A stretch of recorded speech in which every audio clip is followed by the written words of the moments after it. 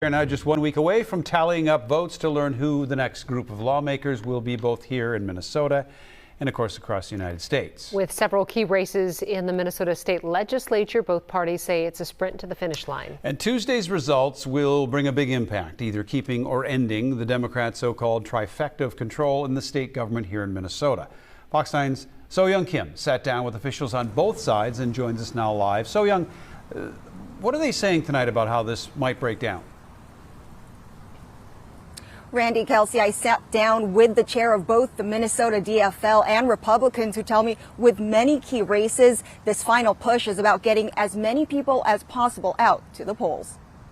There's a lot of activity all over the state. At the doors, on the phones, texting, digital, radio, TV, mail. Both Minnesota Republicans and DFL say they aren't letting off the gas in this final stretch of this election cycle. Ken Martin, chair of Minnesota's DFL, says a lot's at stake. When we're at the doors, we hear a lot about, of course, abortion rights and the economy. David Hann, chairman of Minnesota Republicans, says what they're hearing is people are looking for change. Fed up with the chaos. They're fed up with the public safety mess. They're fed up with the border mess. They're fed up with the economy being in such terrible shape. With all Minnesota House seats on the ballot, about a dozen races have come into focus. There's at least 4 flip opportunities for us in 3A and 3B in northern Minnesota, out in the eastern suburbs here in Afton and Hastings, and 41A and 41B. A seat down in the Winona area, for example, that was held for a long time by a Democrat who decided not to run again. Some seats up in the St. Cloud area that are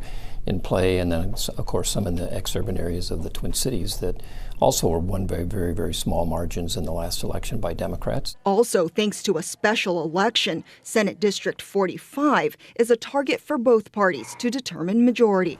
And both agree the task in this final push is to move voters to action. To get every last vote in. Make sure we've got a strong turnout of voters.